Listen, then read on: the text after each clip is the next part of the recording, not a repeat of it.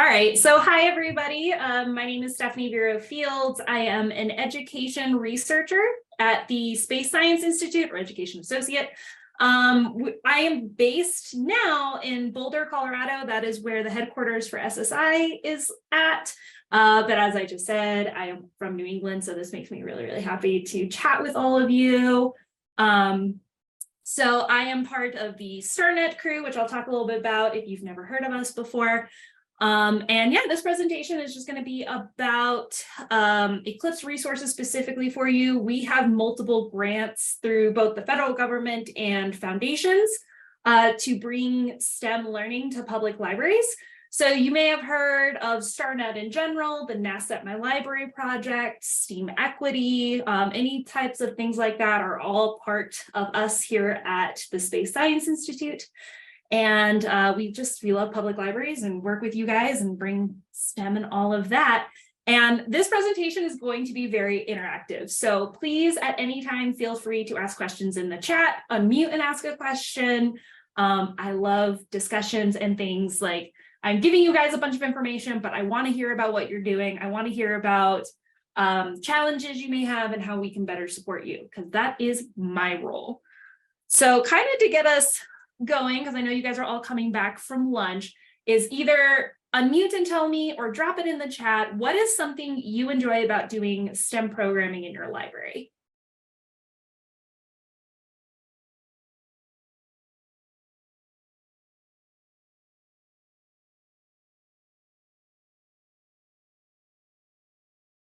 Less directions and more fun. There's challenges. Interactive activity, learning along with the kids. Yes, that is huge. Loving that the kids have fun with their learning, hands-on learning. I love hearing all of that. Yes, absolutely. We're huge about hands-on learning. Bringing new experiences to participants, watching kids struggle, but work it through. Yes, everybody learns something. It is intergenerational. Ooh. I like when kids started on a STEM station, I don't have time to explain the directions before they're already zooming along, so they kind of inherently know this. Impressed by the kids and you yourself learning a lot. Concept that some may feel are hard to understand and digestible. I love making concepts that some may feel are hard, easy and to understand and digestible. Learning and exposure to other areas. Yes, all of this is about STEM. Out of your comfort zone, absolutely. So like one of the big things we talk about with STEM in libraries is it's not so much about getting the right answers that, oh, it's data driven and it's yes and no and this is correct, but more it's about the learning process itself and learning about STEM and all of that, and that open-ended or ambiguous outcomes, and that it's fun and that you have to do all these really, special things. So thank you. That was all really, really good ideas that I'm hearing. So yeah, so for those of you who have never heard of us, the Space Science Institute is a nonprofit, like I said, based in Colorado, and we are federally funded through NASA and NSF. We also get foundational grants, which is how I'm talking to you guys today, is through the Gordon and Betty Moore Foundation, who is supporting our SEAL initiative. But the goal of SSI is to discover, educate, and inspire. So we do have researchers who are on NASA missions, who are heliophysicists and chemistry and planetary geologists and all these really fun, complicated names. So we do have researchers, and we want to enable our scientists to advance our understanding of the Earth and the universe. But on the education side, we also want to make sure we increase science and tech literacy for everybody, whether they're a scientist or not.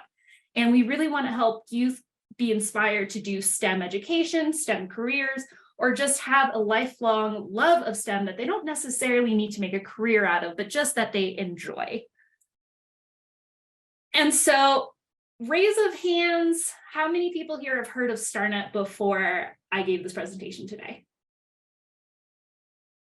Well, I'm seeing a couple hands, but a lot of you guys haven't. Oh, good. I like making new friends. So this makes me really happy. So welcome. Hi, if you've never heard of us before. So under the education department, we have kind of this umbrella group called the STAR Library Network. STAR stands for Science and Technology Activities and Resources for Libraries, which is a very, very, very long word. So we just call ourselves Starnet.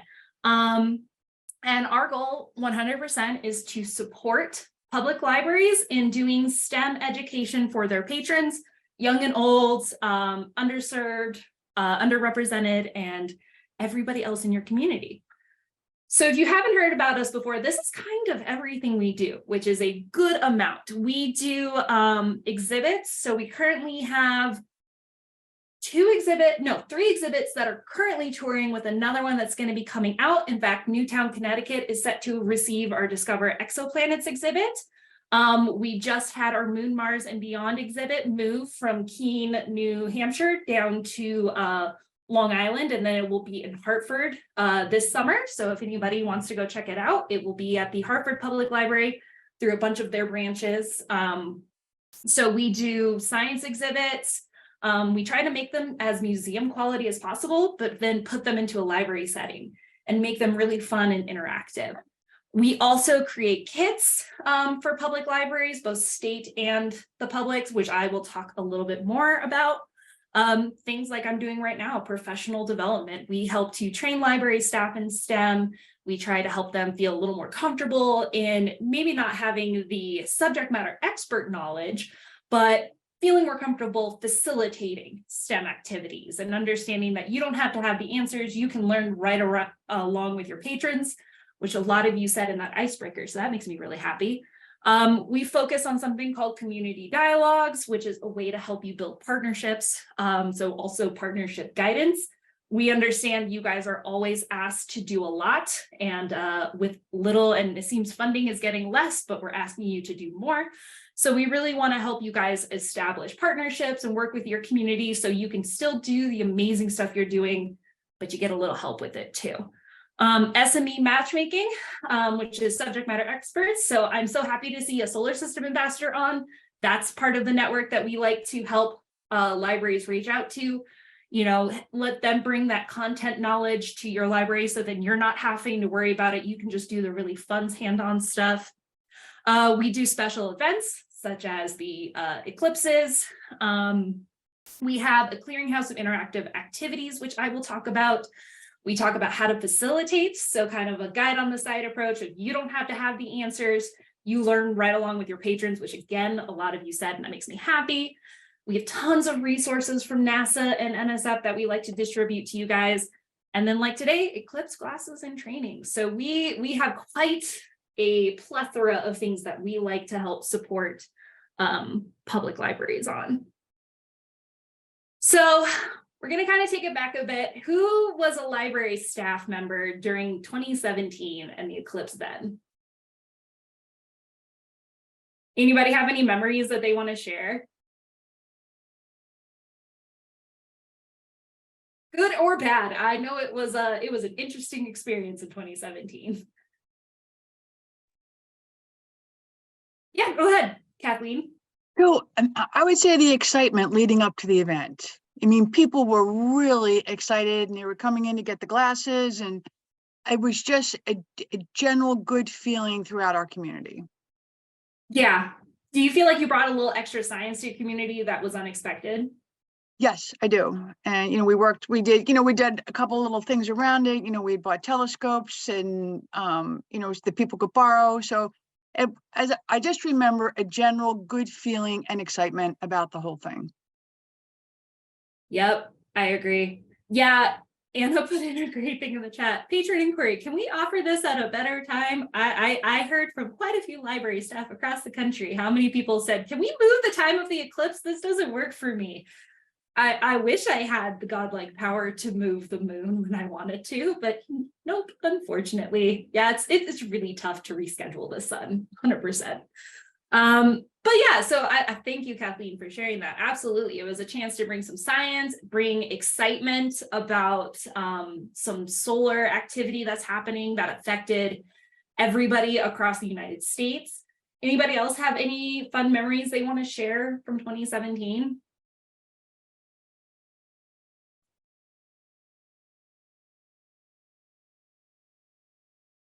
Diane said, I started in August and it had just ended. It was all I heard about for months. So you just missed it. Agreed. I wasn't working at SSI at the time. I was working down in Florida. And I remember being so upset that I didn't have eclipse glasses because I thought I had to work that day. And then like ran home, had to Google, how can I look at the sun without staring at it directly? Don't do that. That's not something we want you to do without protection. So yeah, so back in 2017, on August 21st, we had a solar eclipse that was visible across the entire continental US for the first time since 1918. We actually received funding at that time to provide professional development to library staff across the country, and we also distributed eclipse glasses. So at the time, we got told, oh, nobody's going to care unless they're in totality. Well, this is the map of all the libraries that worked with us in 2017 around the eclipse, which proves that just because you're not in totality doesn't mean that your patrons aren't going to be excited and wanting to learn about eclipses. We had libraries in every single state participate, including Alaska and Hawaii. We worked to make sure everybody had safe viewing opportunities. And in 2017, at least 65, or each state had at least 65% of the sun covered by the moon. And it was, and lucky people on a narrow path from Oregon to South Carolina were in totality. So through our project alone, we allowed 6 million people to observe the event safely. We had participating libraries conduct an estimated 35,000 science programs before and after the eclipse. And based off of that, we reached about 1.7 million people. So I remember the newspaper in our area published that you could pick up glasses at the library before we had received our glasses. So that was fun. Yeah, CNN interviewed our then director at the time, and it's not our fault. They took the piece where he was like, yeah, we're working with public libraries to help support, and they just go to their public library to get glasses. So we're being a lot better this time. So yeah, by the numbers, we actually at the time distributed 2.1 million eclipse glasses, and we worked with about 7,000 individual library locations, which included public library branches, bookmobiles, tribal libraries, library consortia, state libraries. And it was just a really fantastic program. And, I love, quotes about us, but it was just a great opportunity for libraries to reach audiences they weren't able to reach before, work with new groups. So, here's what one library said, that they were just one of the biggest events that they ever had. And a lot of libraries have said that since they haven't had as big an activity, that 2017 seemed to be like culmination of huge events for them. And I love this quote. So this is actually from Fort Fairfield in Maine. Our eclipse programming connected us with community collaborators for our future programming and created excitement from our patrons about future STEM programming. So this is kind of why I'm specifically talking about the eclipse, but you can use the eclipse as a jump off point to either grow the STEM programming you're doing in your library, maybe start STEM programming if you haven't done it before, build some partnerships in your community that maybe you haven't been able to establish. So this is why I love talking about this is, yes, this is one specific event, but you can use this event to continue on once the eclipse comes and goes. So what is coming next? So 2 more eclipses are coming to the United States. You and your pets, that's Curtis, that's Brooks, who works here at SSI. His dog was very safe looking at the eclipse. You have 2 more opportunities to view the sun in a really spectacular event. So in October of this year, so in a few months, we are going to have what's called an annular solar eclipse. So this is slightly different from a total, where the moon is slightly further away from Earth in its orbit. So it's an ecliptical orbit. It's kind of egg-shaped. It'll be a little further away, so it's not going to cover the sun completely. There's going to be a nice little ring around it. Unfortunately, none of you in New England are in totality, but you will still get a partial eclipse. And then on Monday, April 8th in 2024, a total eclipse will be visible in the US. So totality will be visible first in Mexico, coming to Texas just after noon local time. The eclipse then heads northeast through Oklahoma, Missouri, Ohio, New York, and Maine, to name just a few of the states, and then into Canada. In the Northeast specifically, totality will be around 3 to 3:30 p.m. So in most of the US, students may be in school for the eclipse. So I encourage you to work with your schools. One of the biggest things that kind of was disappointing to us in 2017 is how many school classrooms didn't let the kids go out and experience totality or experience the eclipse because of a lot of misinformation about how dangerous it was. So this is why we're also working with you guys, is so that way you can build a partnership with your school system to encourage classes to go out and to show you different ways that you can view the sun in a safe way so that kids can experience this. What's amazing about this eclipse too is that in Mexico, South Texas, the total eclipse is going to last over 4 minutes, which is pretty decently long for an eclipse. Average time is usually about 2.5 minutes. In 2017, I think it was about 2.5 minutes. So 4 minutes, 4.5 minutes, depending on the area, is actually a really long time, and we're excited for that. If you are just off, totality, you're going to experience a partial eclipse, which is going to be amazing. So the path of totality, where the sun is completely blocked out by the moon, will be over 100 miles wide and pass over more cities than it did in 2017.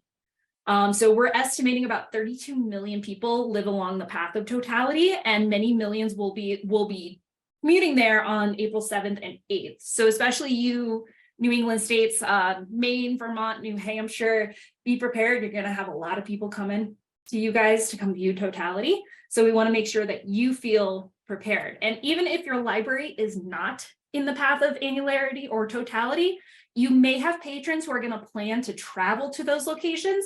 So you can still provide resources, programming, and safety information heading up to that eclipse. And by the way, the next total eclipse to cross the continental US will not be until August of 2045. So don't miss this one, because next one is 21 years away. So what are we doing this time? We're distributing 5 million eclipse glasses. We got funding from the Gordon and Betty Moore Foundation specifically for this. So in 2017, we did 2.1. So we're doubling, actually we're doing more than double of what we did before. So we are distributing 5 million eclipse glasses, and I did see a couple questions in there about where do we get them. I have a slide at the end that to help you sign up if you haven't already. We're doing workshops and trainings in all 50 states. I will actually be in Massachusetts April 12th. Well, I think our workshop's on the 13th. So I will be in Massachusetts doing a workshop. I know that we have Rhode Island signed up, Connecticut. So we are coming out to you guys to do in-person workshops around this. So contact your state library about that if you haven't heard about it already. So we're doing workshops, we are doing, and we got to the territories. So this picture, the two pictures you see, we went to Guam and the Northern Marianas Islands back in December, because they actually are getting their own total eclipse on April 20th. So in little less than a month, they are getting their own total solar eclipse. So we are trying to support the territories as well with work that we're doing. So we're trying to, in addition to delivering the glasses, we're developing education materials such as a booklet with solar eclipse information. So when you ask for glasses, you will get a booklet as well. We are also trying to provide online training. So if you keep an eye out, we do have some virtual training similar to what I'm doing right now around eclipses. And we are circulating solar science kits, which you can check out from your state library. We've also put together an online community that you can be a part of to get more information on eclipses, connect with other libraries to share ideas, and connect with subject matter experts to help facilitate your programs. So such as folks from the Solar System Ambassadors and the Night Sky Network. So what do these kits look like? Again, each state library is doing it slightly differently. Some state libraries are just providing them to larger library branches and letting a regional circulation happen. Some state libraries are managing it themselves, but we are providing 2 of each kit to the state libraries. So this is what we call our younger audience kit. Both kits are multi-generational, but this one has a lean a little bit more towards younger audiences. So we provide the tub, a sun spotter, which is an indirect solar viewing piece. Then we're giving trainings on how to use these items. Luckily on sun spotters, the directions are completely on the back, so they're pretty easy to follow. We're also providing the Moon Bear Shadow book and an activity that goes along with it, since an eclipse is the moon shadow casted onto the surface of the earth. So we like to talk about shadows and all of that, and so we provide activity and materials for that. We are also providing 2 small sinoculars. So these are binoculars, but they've got solar filters inside of them, so you can safely view the sun. And then we also have what we call our sorting game, and we have the printed files in that kit. So each state library is getting 2 of these. And then we are also providing this other kit called the multi-generational kit. Again, both are, but this one is geared a little more older. So we are providing a Coronado solar telescope. This is a telescope specifically designed to look at the sun, and all it can do is look at the sun. You cannot view stars with it. If you have a standard telescope, you can get a solar filter that you can put over the telescope to view the sun, but this is only sun, along with the tripod and a case to protect it. We also have When the Sun Goes Dark book. This book is not a story time book, but it's more of a great informational book. You can copy and distribute different pages from that book in order to educate your patrons on what's coming with the eclipse. We're also providing 2 large sinoculars. So these actually have more of that binocular capability. They have magnification and some other stuff. And then an activity called Big Sun, Little Moon. We're providing the handout. The materials are really easy to come by, so we didn't want to supply those at this time. Pretty easy to find in your library. And then finally, something I want to let you guys know about is this is coming. So the Globe Observer, which is a citizen science group funded by NASA, has an opportunity specifically for public libraries. So up to 100 US public libraries are going to receive a kit around the eclipse and ongoing support. So I kind of showed you here a little bit about what they will provide. So they will have an observer card, a digital thermometer in order to gauge temperature before the eclipse, after the eclipse, and then during the eclipse, in both English and Spanish, some globe books, all of that. And I have provided these slides. So if you can't write everything down quickly, I do have them provided so you are able to get the URLs with this. So what is it? Volunteers will take temperature, cloud, and land cover observations using simple tools. Smartphone, you can download the Globe Observer app to your phone and get started there. And then Globe Observer team will work with you about this. And they are seeking you at public libraries right now. So if you can, print screen, take a picture. Again, I have provided these slides so you guys are aware. There will be on May 4th a webinar on Globe Observer Eclipse kits. So what's going to be in there? Applications will be open. You guys are more than welcome to apply for this. Everything is free and provided to you because this is federally funded. In mid-June and July, once they have selected the 100 libraries, kits will be shipped to you. And then we'll have some more details about that. But you guys all are available to sign up for this opportunity to work with the Globe Observer, which again is one of probably the best citizen science programs out there. They are fantastic. We've worked with them at Starnet on multiple things, and they are by far amazing. Okay, so that was a lot of information and a lot of things I threw at you. So I'm kind of going to throw this back at all of y'all. Have you thought about planning for eclipse programs this summer to prepare for the 2 coming? If so, what are some ideas that you have? If you haven't, what are some ideas that you're hoping to get?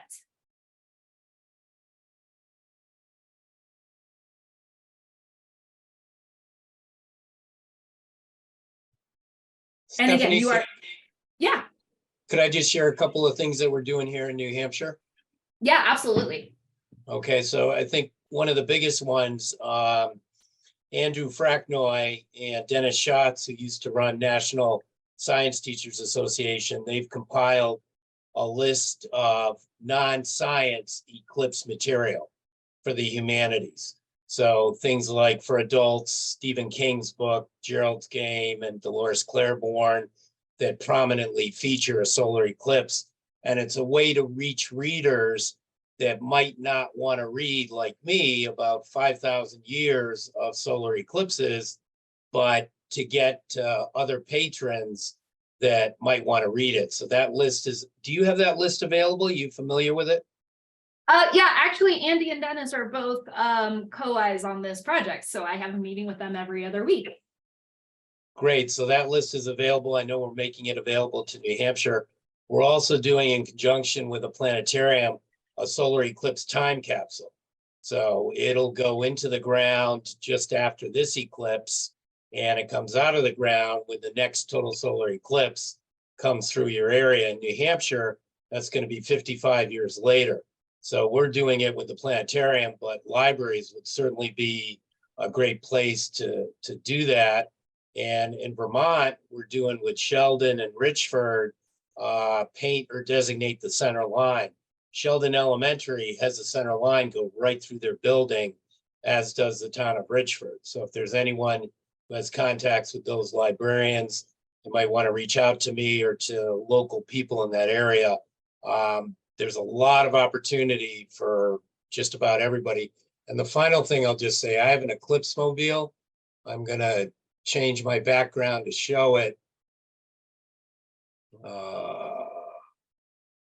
Can you see it? Yep. So that's the Eclipse mobile. That's what I'm using here in New Hampshire, Vermont, and Maine to promote the eclipse. Awesome. Thank you for sharing all that. I'm going to answer a couple of the questions too while other people share their other ideas, or if somebody else wants to unmute, you're more than welcome to. If you have, there was a great question. If you have already received glasses from us, you cannot reorder more. So my recommendation is either divide them in half and save some for 2024 and save some for this year. And when you get a little closer, you're welcome to reach out to us in case we haven't hit that 5 million mark, but we want to make sure every library gets an opportunity to get some glasses to start. But I recommend, if you haven't distributed them yet, make sure you keep them boxed up. They're more protected if they stay in the boxes. But yeah, you can't order right now if you've already ordered them, but check with us a little bit later to see what happens. We don't actually work with the Library Telescope program, I don't think. We're just providing these to the state libraries. And oh my gosh, I love that. We're planning to do hikes, outdoor activities, including watching the eclipse in October. I know October in New England is beautiful, and as long as it doesn't rain, it's usually really nice. So you can definitely plan some outdoor activities. However, it also likes to rain in New England in the fall. So if you happen to get rained out, there are some really great ideas. The Moon Bear Shadow activity, which we do have in our clearinghouse, I will talk about that in a minute. That is a great activity you can do inside. We have some other activities such as eclipse chalk art that you can do. We do have a whole list of stuff that you can do inside if it happens to rain or if it's cloudy and you're not going to be able to see the eclipse. We do have some really great ideas that you can do. You can still also, I believe NASA will do a live stream of the eclipse. So you can also be able to link into that if for some reason it is cloudy or rainy. Who's available for presenting in New Hampshire about the eclipse? Yes, me. Rick can do it, definitely. Ooh, Every Soul a Star by Wendy Mass is a fantastic eclipse-centered children's chapter book. So that is a great option to provide. Yeah, sound, temperature, watch the eclipse on the big screen. Again, if it rains, which is common, there are multiple ways that you can at least link in via YouTube or NASA TV in order to watch it. New Hampshire also have some great astronomy groups that will visit and do talks. Yes, that is something I would recommend. So one of the, and I do have this on a slide, is Solar System Ambassadors and the Night Sky Network are both great groups that you can partner with. Solar System Ambassadors are typically individuals who are retired researchers or scientists, people who have a interest in it, that have gotten extensive training in this. So they're kind of the subject matter experts that can help you with this. Night Sky Network tends to be amateur astronomy groups that have been certified by NASA, that they are good, they have their information, they have their own telescopes that they will bring to you, so you don't have to worry about that. Can we recommend the community to save the glasses for 2024? Yes, I recommend you do save them. I think you should, so say you got 1,000 from us, maybe distribute 200 for the annular eclipse. You may have some people travel, may want to see it, but indirect viewing would be a great option for that. And then save the majority for 2024. Since a lot of you guys are either in or close to totality, you are going to have a lot more interest for that. The other idea that we've been telling libraries is don't just have them at your reference desk or your circulating desk and just handing them out to people who ask for them. Only distribute during a program. One, you're going to make sure that the members of your community are getting the eclipse glasses and not people who are just coming in for the eclipse. But also you could provide some safety information about the eclipse glasses, like making sure that one, you wear them the entire time unless you are in totality itself. And then you can take them off. If you're in annular totality, you can't take them off at all. But it's also just making sure that your community gets them. And then you're able to distribute them easier than just having them and just handing them out willy-nilly. How would participants store their glasses to use for both eclipses? So I recommend keep them in their box before you hand them out in their program. Once you hand them out, you can tell your patrons, fold them gently, put them in like an envelope, a standard size envelope works great. And then or in a book or somewhere flat. If you put them in an envelope, it stops them from getting scratched. And then if they want to check if glasses work, just hold it up a little bit. If you see any light coming through, no good. If you see just the sun and nothing else, you're good to go. But just storing them in like a small envelope. But if you haven't distributed them yet, keep them in their box. That's actually the safest place for them right now. Yeah, if you received glasses in 2017, you can get them for now. Just because you got them in 2017 doesn't mean they're not available currently. Does anybody else have any program ideas that they are thinking about for this summer around the eclipses?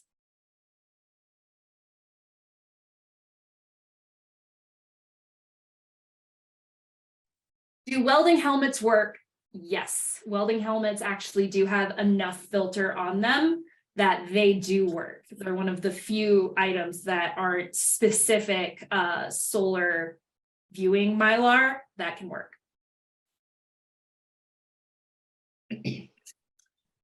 We have a local astronomy professor that might do a program about what an eclipse is, and then he's going to bring his telescope, and I don't think he's going to do something during the eclipse, but I don't know yet. I don't really know, but he's been a great resource for stargazing both during the day and at night.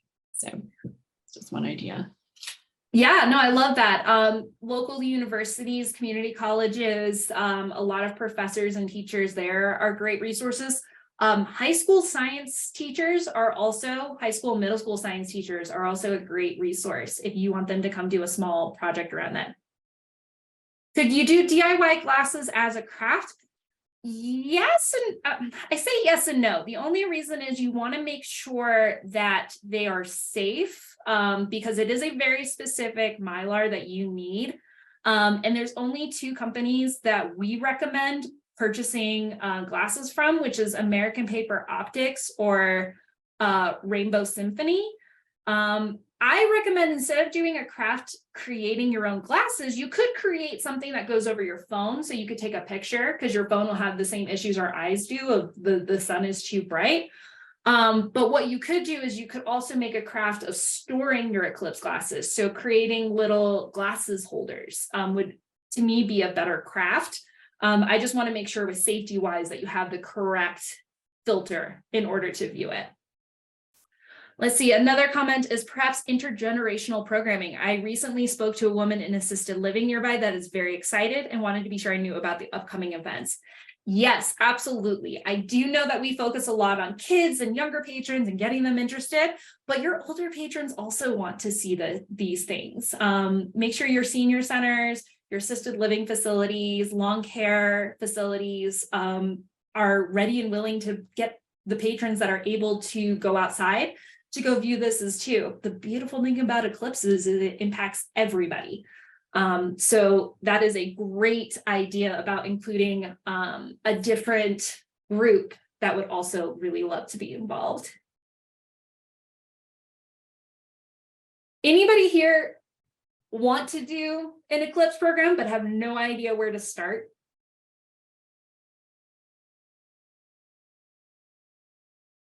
Yes. Okay. I kind of figured, yes, I'm seeing a few hands go up. Wonderful. All right. I love my segues. So here I have a resource for you guys that you can start at least planning maybe a hands-on activity in order to get going. So one of the things we've developed here at Starnet is what we call our STEM Activity Clearinghouse. When we first started doing this work, we realized that a lot of library staff were getting their activities and things from Pinterest. And that's not necessarily a bad thing, but not all of the activities on Pinterest were scientifically accurate or were developed well for a library setting. So what we've developed is what we call our Activity Clearinghouse. So we have gone through and added about, we have 38 collections featuring over 500 interactive STEM activities from pre-K through adult library programs. On our homepage, we usually showcase about 8 different collections, but we have gone through and we have checked that the science is good behind it, the engineering is good, that these can be facilitated in a library setting, or we've provided modifications into a library setting. We pulled a lot of these activities from areas like NASA's Space Place, Children's Museum of Houston. So we've wanted to make sure that this is an easy, free site for you guys in order to find some activities to support your programs. So like, for example, here's 8 of our collections. A lot of these tie into different projects we're doing. So we've got the We Are Water project, which is about water in the Four Corners region, our STEAM Equity, which is a lot of Spanish language activities. We did our lookup, so around the James Webb Space Telescope, Moon, Mars, and Beyond, our moon focus, so you could find some eclipse activities in there, but it's all about the Artemis mission to the moon. And then you can see right there, our Solar Eclipse Activity for libraries. So this project I'm working on right now that I'm presenting to you is called SEAL. So, and you can see Sunny the Seal giving his thumbs up of approval. Yes, I know seals don't have thumbs. My brother pointed that out to me, but we still want to give our thumbs up of approval. For all of the activities we have, this collection would be a great starting place for you. If you have no idea what eclipse program you want to do, we've got activities there all about the eclipse. Thank you, Kara. She has shared that link in the chat for all of you that will take you to our homepage. And just say you want to find your own activity instead of using one of the collections. So I recommend you go to browse and filter all activities.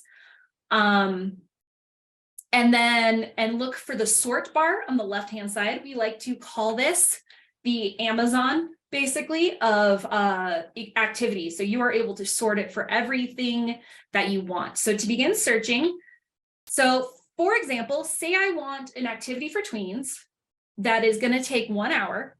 That's easy for me to do because I'm not very familiar with STEM programming.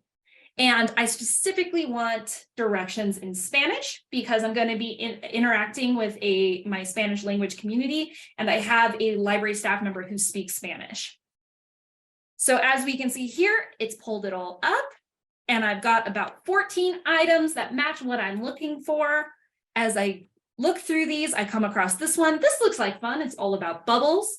After you select an activity, if you notice, you can scroll down to related programming and resources. And this is why I recommend our clearinghouse for you, is we don't only just provide the activity for you to do, we also provide related links if you want to go learn more. The direct place we found it, if you are like, I really like this activity, do they have more in this on this site? So you can check that.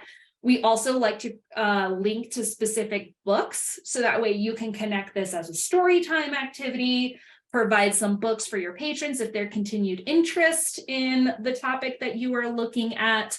So we do have all of that. And if you have a book suggestion, or if you're like, hey, I think I have this resource, you are welcome to email us and say, hey, I found this thing, please add it to your clearinghouse. We are more than welcome to do so. And then, as always, one of the things we ask for y'all to do is, after you've done an activity, we invite you to write a review about what you think about the activity.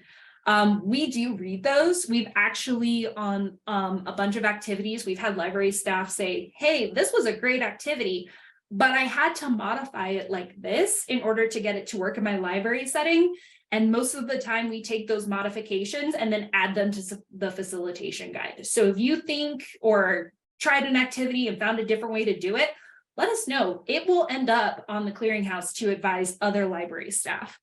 But this also lets us know if you enjoy this activity, if you like it, if you are really not understanding this activity and having some difficulty with it, let us also know. We can go in and modify it. We can take it off the clearinghouse if we're like, hey, this was a good idea in theory, but no longer works. So your reviews let us know how we're doing. And so for those of you who haven't yet come up with an Eclipse program yet, I say go check out the clearinghouse, look at some of the resources we have. And then this is the big thing for you. This is a list of resources that you can use to also build your activity. So for those of you who were asking, hey, how do I sign up for Eclipse classes? That link at that top, the SurveyMonkey link, that will allow you to sign up for Eclipse classes. The application must be completed in one sitting, and you must upload on library letterhead a brief letter from your director or other similar responsible party attesting that you intend to utilize these glasses for free educational programs. You will not sell the glasses you receive, and that you will complete a survey at the end, and commitment to participate in any relevant trainings around this. And you do have the option to receive 2,000, 1,000, or 500 pairs of Eclipse glasses. Yeah, so Kara says the link for these slides is in the main Google Docs, so you will have access to this link. The reason why we are requesting a director or similar, and it could be that if you just, they handwrite something and you take a picture and upload it, that is fine. The only reason we are asking for a letter from your director is in 2017, the first time we did this, we would have 3 or 4 people from the same library requesting glasses. And when you're trying to go through a list of 7,000 libraries, a lot of duplicates happen. So we want to make sure that you guys all get access to the glasses, but that we're not sending, 10,000 glasses to a small rural library in Vermont, when we could be sending those to, say, like New York or Hartford or things. Like, we want to make sure you have glasses for your community, but we also want to make sure everybody can get access to it as well. The link to the clearinghouse, which Kara dropped, thank you, is also here. Our online community, the one I talked about, where you guys can chat with other library staff across the country, that is the community link right there. And then, Rick, I think this is what you're talking about, is Andy Fracknoy came up with a eclipses in fiction. So this is books, music, art, videos. So if you guys want to do a mystery science theater or something, this link is great. It lists everything where an eclipse showed up. So if you wanted to do a program around showcasing a movie that has an eclipse, do a book club with a book on eclipses or anything like that, you can find some great information there. And then these are the links to NASA's solar system ambassadors and the Night Sky Network if you wanted to reach out to somebody in your community. And then finally, our STEM and Live videos. So we have done a lot of virtual training, how-to videos, things like that. That link will take you to our YouTube page. So if you're like, hey, I have no idea how to facilitate STEM in libraries, we've got some strategy videos on that. If you're like, hey, how do I do this activity? We might have a how-to video on that. So this is an awesome resource for you guys. And again, these links are there in that Google Doc, so you guys will be able to click on everything. Let's see here. Can these be distributed to the community? Or do they have to be connected with a day of Eclipse program? I recommend you hand them out not on Eclipse Day because it's going to be insane. I recommend hosting them before, and they don't have to be a specific eclipse program. Just as long as you do a little safety of how to use the glasses, which we do provide information on that in that booklet that we provide with your eclipse glasses. So yeah, if you wanted to do like a story time that has nothing to do with eclipses, but you wanted to give eclipse glasses to the parents, you're welcome to do that. But we just recommend you do it during a program. Rick, is your hand up for a question? Yes, it is. Thank you, Stephanie. I just wanted to put in a plug here. NASA is still looking for solar eclipse ambassadors. So especially for New Hampshire, I'm the amateur astronomer, but we haven't found an undergrad, preferably not a senior, because we want someone who's going to be around next year. But we're looking for a college student or university student in New Hampshire to pair with me to make presentations to libraries, to communities and stuff like that. And I don't know what the status is in the other New England states. I think Vermont has an undergrad, but they're still taking applications. So if anyone knows of any undergrads or amateur astronomers or even adults with interest in science, please ask them to go and apply, especially here in New England, because the sun waits for no one. Yeah, one of the projects that NASA is doing is what are called NASA Solar Eclipse Ambassadors. So there's solar system ambassadors, and then they're doing a specialty group specifically for the eclipses. And they are looking for community college and undergraduate students to help also be those subject matter experts. So if you guys are connected with your local universities, local community colleges, let them know about this project. Through our community, we will be helping libraries connect to solar eclipse ambassadors as well. So there will be connections all around for you guys to support you in this.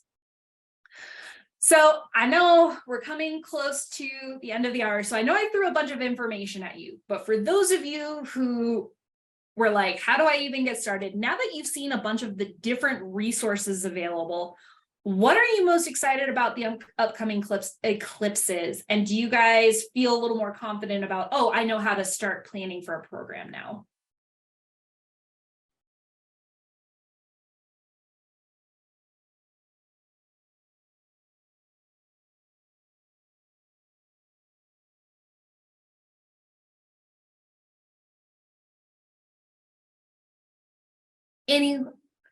Very glad to have all these resources. We'll be putting them to good use.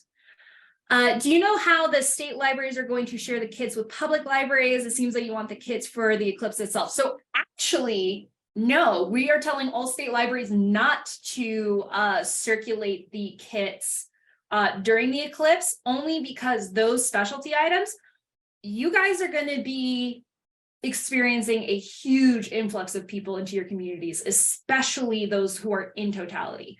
For example, Jackson Hole, Wyoming, who experienced the 2017 eclipse, they're a community of like 12,000 people. They grew to about 50,000 during the 2017 eclipse. Like, you are going to experience a large influx of people.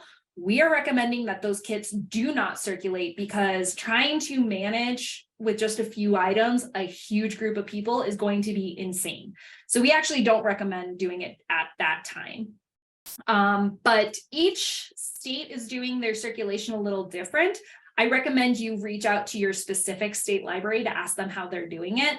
Like I said, each one has been different. I know some are circulating it, and if you come to our in-person workshop, you get priority. Some aren't even circulating at all. They're just giving it to their larger, like Arizona didn't circulate. They gave it to their, let's see, Phoenix got it. I think Tucson got it. They gave it to their larger cities and let them do a regional circulation and let them manage it. So just check with your own state library on what they're planning to do. Let's see, some excited to collaborate with your schools. Yes, absolutely. Let's see here. I'm excited. Thank you for the resources. You're absolutely welcome. Is there a way to recreate the kits? Yes, email us. I actually have my email on the next slide. You're welcome to email me and I can provide a kit list for you. So if you would like to recreate your own kit, I know things like the sinoculars are decently cheap. Like the small ones are like $20. The bigger ones are running about $100 each. but they are really fun. The solar telescope, I will say, it is expensive. It's like around $1,000. So the solar telescope may be a little bit out of some libraries' budgets, but you can definitely connect with a Night Sky Network group. They may have their own solar telescope. The Sunspotter's like about $250 or so. So we can definitely give you guys a kit list so you can recreate your own kits. Next step is to go to the clearinghouse, start making plans. Yay, I'm so glad. Your community was super excited in 2017. Can't wait to connect in 2024. Yes, I mean, the biggest thing we are encouraging public libraries, have fun with these. Yes, it's a lot that's going to be coming. You're going to get a huge influx of people, but it's really an exciting event. And it's an event that is pretty rare and doesn't happen a lot. Like a partial solar eclipse, you're probably going to experience a few times in your lifetime, but actual totality and the fact that totality is coming through New England and, you know, from bottom to top only takes 6 hours to drive. So you guys are all within driving distance of totality. So this is going to be a very, very fun event that I encourage all of you guys to engage with.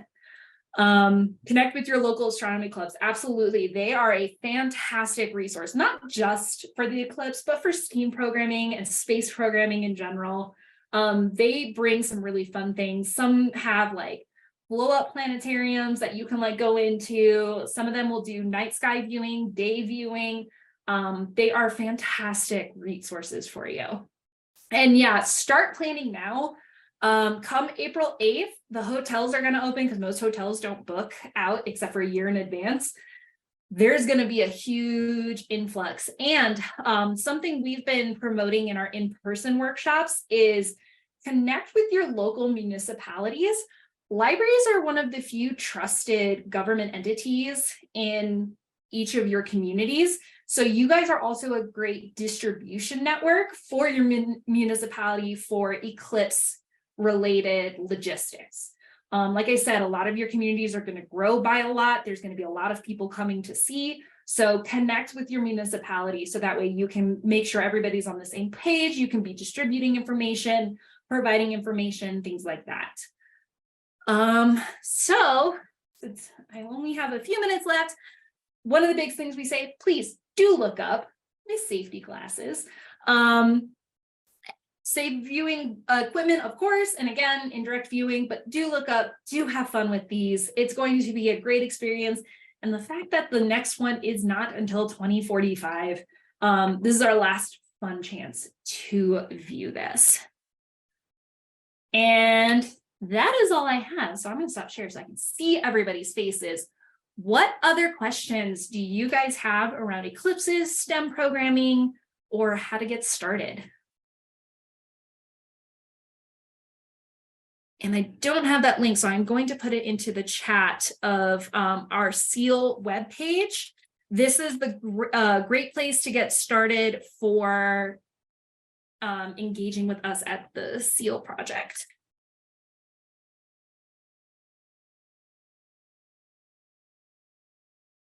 Any other questions? Are you guys excited? I hope I made you excited and not daunted.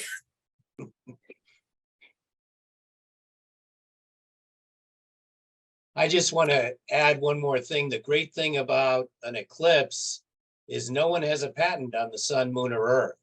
So kids, adults, teenagers, everyone's free to put an eclipse logo on a hat, or I got my coffee mug here with the Eclipse Mobile. Whatever you want to do, it can be a great fundraiser for nonprofits. And the libraries, as Stephanie said, could be a great clearinghouse and, you know, either hold events or just network and tie all your communities together. So I made, sorry, somebody asked me to put up this slide again, so I'm throwing it back up. And then American Paper Optics and Rainbow Symphony is the second group. And again, with our STEAM Clearinghouse, yes, we have Eclipse stuff, but we also have standard. If you want to do a project on the sun, if you want to do something on the solar system, if you want to do something on earth science, we have all types of different things. If you wanted to do an engineering design challenge, we have a bunch of different topics that are all STEM related. So it's not just eclipses, but I definitely encourage you guys using it as a jumping off point.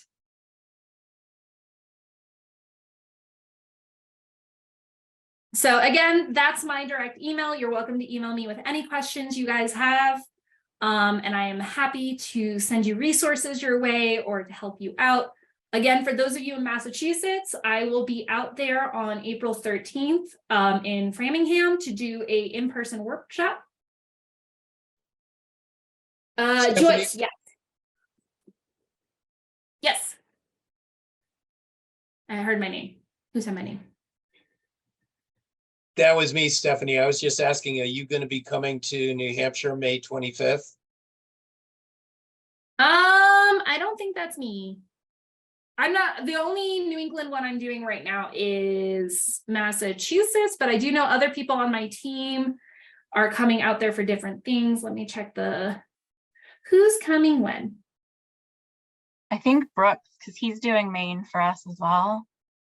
Yeah, I think that's Brooks and Annie are doing that. Yeah. Hold on. We have a whole calendar because, like I said, we've been going to all 50 US states. We're trying to go to Puerto Rico right now, just to make sure that everybody gets impacted. I think Deborah said it was Brooke. I'm pretty sure. I just wanted to give him a ride in the Eclipse Mobile and meet him. So I'll be attending that in May. Yeah, so we will be in Connecticut June 6th. That will be with Brooks Mitchell and Annie Holland, who are other members of my team. They will also be doing Rhode Island on 4/25. Vermont is on May 23rd. New Hampshire is the 25th. That's again, both Brooks and Annie. And then Brooks and Annie will be doing Maine, the May 18th and May 19th. And then we'll also, for those of you I know on Borders, we're also doing some in New York and New Jersey as well. So we are trying to impact all y'all. So you will be seeing more of us.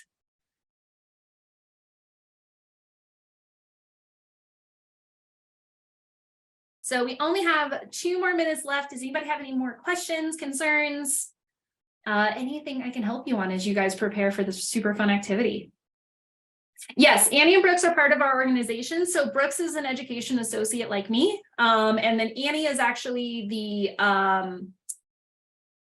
PI. So she's the one managing the entire SEAL project. We are coming to Rhode Island on April 25th is when we are coming to Rhode Island.